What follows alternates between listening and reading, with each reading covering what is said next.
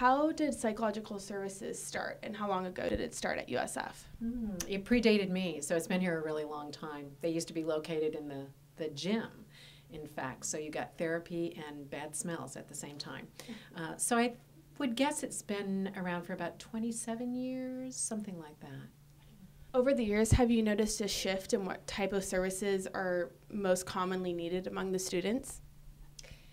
There's certainly been some changes in the student population and the issues that they present with. There are some constants, but I would say that one of the things that we see a lot more of now is substance abuse across the board, and we've had to accommodate that as a secondary issue in a lot of the presenting issues.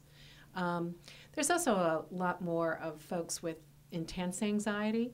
So we used to always see people who have anxiety, but I think there are more and more people presenting with anxiety levels that they hadn't experienced in the past. Well, my experience, I've been at CAPS frequently this first year.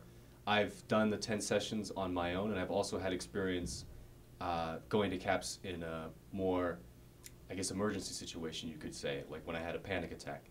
And in both cases, I was very satisfied with the care I got. The people there are great. It's clear that they know what they're doing. You all are paying for services in your tuition. It's part of your fees. And so we will see people only for 10 sessions per academic year, additional available over the summer depending upon enrollment. And each academic year, folks can come back for 10, but there's no additional charge for it.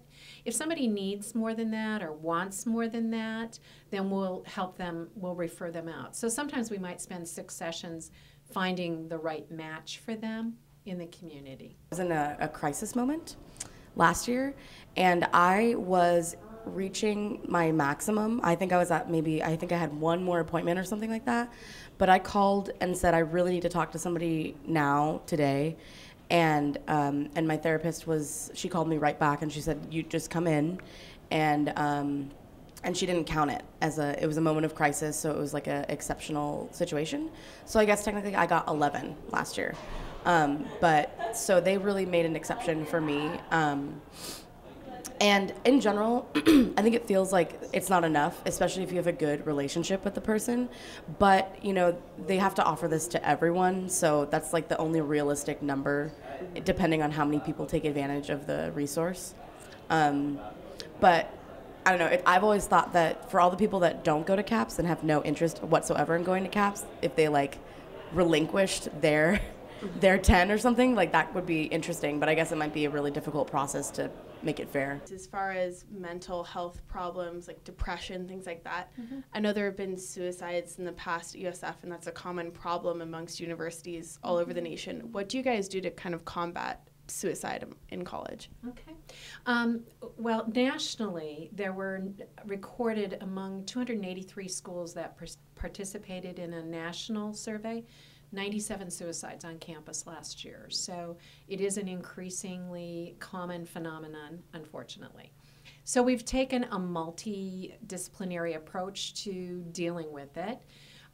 We do training with the residence hall staff. We work closely with SF Suicide Prevention Hotline, and certainly at your larger public institutions, it's more like a MASH unit in terms of their counseling centers. They're very brief many times. There's a lot more referral, a lot more hospitalization than we have here, luckily.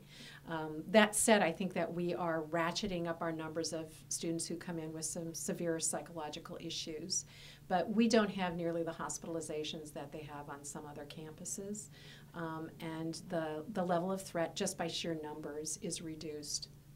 I'm pretty sure in my own case personally that going to college really kind of revealed a lot of problems with anxiety and depression that may have been dormant because I didn't have all these stresses. So certainly, I mean, and not just for me, but, you know, I guess normal people as well. I mean, it's really stressful your freshman year because you're thrown into a whole new environment. And for people who are away from home, it's really tough. So I think everybody could benefit from some attention at CAPS.